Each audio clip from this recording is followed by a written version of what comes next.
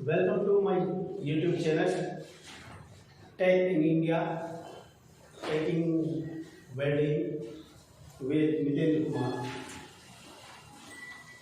आज हम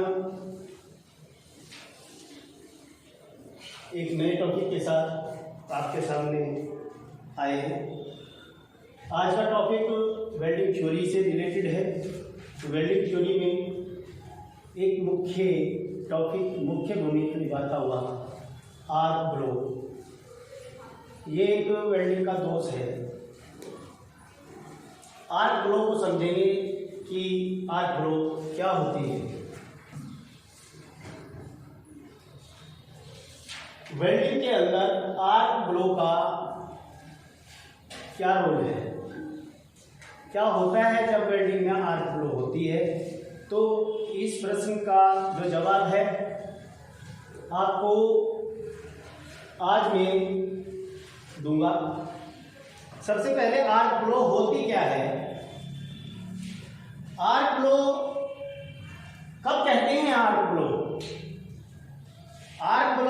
कब कहते हैं, हम एक चित्र के माध्यम से इसको समझेंगे।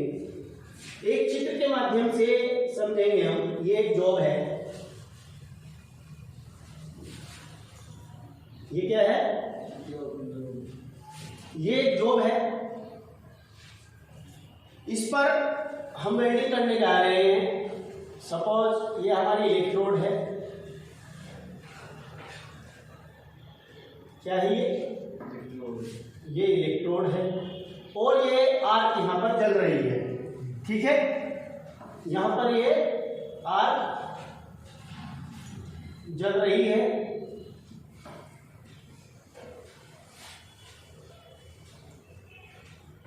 उसके बाद ये जो जॉब है और इसको जो इलेक्ट्रोड है इसको हमने वेल्डिंग सेट से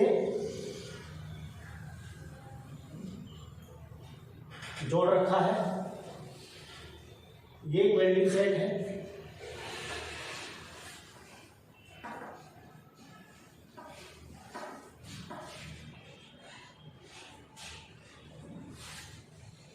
और ये इलेक्ट्रोड है। ये क्या है, इलेक्ट्रोड।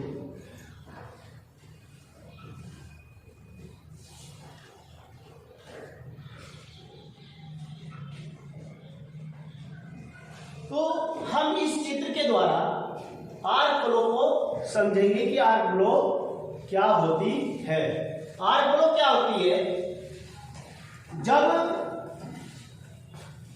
वेल्डिंग करते समय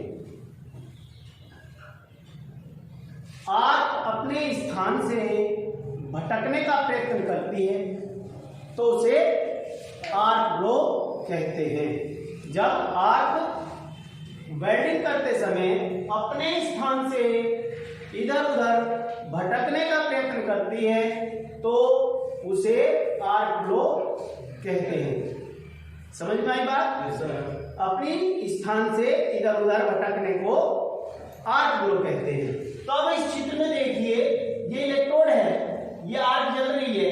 ये आर्क कहां चल रही थी, यहां पर सीधी, लेकिन कहां चल रही है, यहां। भटक गई ना अपनी जगह से, मुड़ गई ना, ये अपनी जगह से भटक गई। तो इसका मतलब ये है कि ये जो इलेक्ट्रोड है यहां पर ये क्या हो रही है, आर्क ब्लो हो रही है। आर्क ब्लो है यहां पर।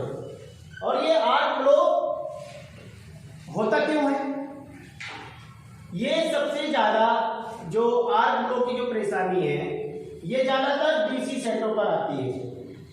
किस पे आती है, डीसी सेटों पर आती है। और डीसी सेट पर जो क्वालिटी का अनिश्चितता है। अब जब हम वेल्डिंग करते हैं तो ये जो इलेक्ट्रोड है इसके आसपास एक मैग्नेटिक फील्ड बन जाता है। क्या बन जाता है, ये मैग्नेटिक फील्ड है। ठीक है, इसको अहमियत बोल सकते हैं हम, मैग्नेटिक फील्ड। ये क्या है बेटा, ये मैग्नेटिक फील्ड है। और ये मैग्नेटिक फील्ड जो होता है इसके जो आसपास जो मैग्नेटिक फील्ड होता है समान नहीं होता है। समान नहीं होता है, यानी बराबर मात्रा में नहीं होता है। इधर ज्यादा होता है तो इधर कम होता है, इधर ज्यादा है तो इधर कम होता है। तो जिधर मैग्नेटिक फील्ड ज्यादा होगा आर्क ब्लो उसी दिशा में हो जाएगी। सपोज यहां पर हमने मैग्नेटिक फील्ड ज्यादा है तो आर्क का जो ब्लो है वो इधर हो गया। अगर मैग्नेटिक फील्ड इधर ज्यादा बन जाता तो आर्क ब्लो इधर हो जाती। अगर ये संतुलन बराबर होता, यहां भी मैग्नेटिक फील्ड उतना ही है होता जितना इधर है, तो आर्क कहां जलती है आपकी? सेंटर पर, बीच में। जब आर्क सेंटर में जलती तो दोष नहीं आते। अब आर्क ब्लो होने से कौन से दोष आते हैं? सबसे मुख्यतः जो दोष है वो पोरोसिटी का है, मुसाम। पोरोसिटी का जो दोष आर्क ब्लो में आता है, आर्क ब्लो के कारण वेल्डिंग कमजोर होती है, आर्क ब्लो के कारण पेनिट्रेशन कम होता है, आर्क ब्लो के कारण बीड एक समान नहीं लगती है, आर्क ब्लो के कारण अंडरकट का दोष आता है, आर्क ब्लो के कारण फ्यूजन की कमी होती है। तो इतने सारे कारणों को आर्क ब्लो जन्म देता है। जो वेल्डिंग के अंदर जो दोष होते हैं वो ज्यादातर आर्क ब्लो के कारण ही आते हैं।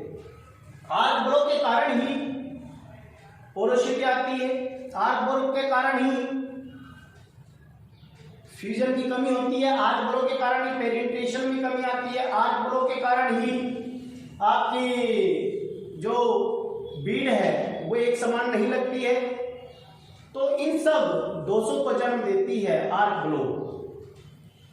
तो आर्क ब्लो को नियंत्रित रखना कठिन है होता है। आर्क ब्लो में आर्क को वेल्डिंग करना भी कठिन हो जाता है। पहली बात, आर्क ब्लो जब आ जाता है तो उसमें वेल्डिंग करना भी कठिन हो जाता है। आर्क ब्लो में वेल्डिंग, आर्क को जलाना भी कठिन हो जाता है, क्योंकि क्या होती है, जैसे आग जलती है तो आग क्या है, अपने मार्ग से इधर उधर भटकने का प्रयत्न करती है। जब इधर उधर वो भटकने का प्रयत्न करती है तो आर्क ब्लो हो जाती है। और किधर हो जाती है? जिधर मैग्नेटिक फील्ड ज्यादा होगा। जिधर मैग्नेटिक फील्ड ज्यादा होगा उधर आर्क ब्लो हो जाएगी। अब हमें वेल्डिंग कहां करनी थी? यहां। और आर्क कहां जा रही है? यहां। ओके? Yes sir. तो इससे क्या हुआ? वेल्डिंग करने में कठिनाई पैदा हुई। दूसरा क्या हुआ? यहां पर हीट कम रहेगी, जहां में वेल्डिंग करनी थी हीट कम रहेगी। हीट कम रहेगी तो पेनिट्रेशन की कमी आ जाएगी, मेटल ठीक से नहीं पिघलेगा, फ्यूजन की कमी हो जाएगी, अंडर कट आ जाएंगे और पोरोसिटी का दोष भी आ जाएगा। ये सारे दोष आर्क ब्लो के कारण ही पैदा होते हैं। तो इसलिए मैंने सबसे पहले आपको आर्क ब्लो के बारे में बताना उचित समझा। अगर हमें इसको नियंत्रित करना है, अब ये तो कारण हो गए आपके आर्क ब्लो के। आर्क ब्लो क्या है और आर्क ब्लो के कारण क्या हो सकता है, किन दोषों को वो पैदा कर देती है। अब बात आती है नियंत्रण की। हम आर्क ब्लो को नियंत्रण कैसे कर सकते हैं? How to you controlling the arc blow? कैसे कंट्रोलिंग कर सकते हैं आप? कैसे कंट्रोल कर सकते हैं आप आर्क ब्लो को? तो सबसे पहले आपका सेट एसी होना चाहिए, क्योंकि ये जो परेशानी है ये ज्यादातर किसमें आती है? डीसी सेट में आती है। तो अपना सेट आप चेंज कर दे, एसी कर दे, सही पोलैरिटी का चेंज कर ले। और छड़ जो है आपकी, जो इलेक्ट्रोड है वो नमी रहित होनी चाहिए आपकी। इलेक्ट्रोड में मॉइस्चर नहीं होना चाहिए। ठीक है, इलेक्ट्रोड पूर्णतः सूखी भी होनी चाहिए। इलेक्ट्रोड कोन के अंदर गर्म करके ही प्रयोग वेल्डिंग में लानी चाहिए। तो इस प्रकार इन बातों का ध्यान रखकर हम आर्क फ्लो को नियंत्रित कर सकते हैं। ठीक है बेटे, तो ये बात आती है आर्क फ्लो और आर्क फ्लो के नियंत्रण की। दूसरा, आर्क फ्लो को ये जो आर्क लेंथ होती है, आर्क लेंथ को कंट्रोल करके भी कंट्रोल की जा सकती है। अगर आप इसकी आर्क लेंथ कम कर दो तो आर्क फ्लो को कुछ हद तक कंट्रोल हो जाएगी। अगर आपका सेट डीसी है और आपको आर्क फ्लो कंट्रोल करनी है, सपोज आपके पास एसी सेट है ही, डीसी है, और डीसी से ही आपको वेल्डिंग करनी है, वेल्डिंग कर रहे हैं तो आर्क फ्लो हो रही है ना। तो तब क्या रास्ता है? तब ये रास्ता है बेटा, सेट आपका डीसी रहेगा, कोई बात नहीं, आप इसकी आर्क लेंथ जो है कम कर दे, आर्क लेंथ कम कर दे। आर्क लेंथ क्या होती है? Job between two arc distance. Okay, job between two arc distance क्या होती है? आर्क लेंथ होती है। आर्क लेंथ को आप कम कर दें तो आपकी आर्क फ्लो कंट्रोल हो जाएगी। इस प्रकार से आप जॉब की पोजीशन को भी चेंज कर सकते हैं। जॉब इस पोजीशन में रखा है तो उसकी पोजीशन को चेंज कर दें, तब भी आपकी आर्क फ्लो जो है कंट्रोल हो जाएगी। तो आप इन यत्नों को करके आप अपनी आर्क फ्लो को कंट्रोल कर सकते हैं। तो आज आपको पता चल गया है आर्क फ्लो क्या होती है और आर्क फ्लो से किन दोषों को उत्पन्न करती है, और आर्क फ्लो को नियंत्रण के बारे में आपको पता चल गया है कि आर्क फ्लो को नियंत्रित कैसे किया जाता है। नेक्स्ट क्लास में हम आपसे आगे के जो डिफेक्ट्स हैं वो पढ़ेंगे, क्योंकि आर्क फ्लो के कारण ही डिफेक्ट्स पैदा हो रहे हैं। ठीक है ना। तो जो डिफेक्ट्स होते हैं वो डिफेक्ट्स क्या होते हैं? जैसे मैंने अभी आपके सामने पोरोसिटी का नाम लिया। What do you mean porosity? Undercut, infusion, inclusion, है ना। ये सब जो दोष हैं आपके, इन्हें पढ़ेंगे कि ये दोष कैसे होते हैं और इन दोषों को हम कैसे दूर कर सकते हैं। इसकी बारे में हम अगली क्लास में आपसे मिलेंगे। तब तक के लिए नमस्कार, जय हिंद, जय भारत।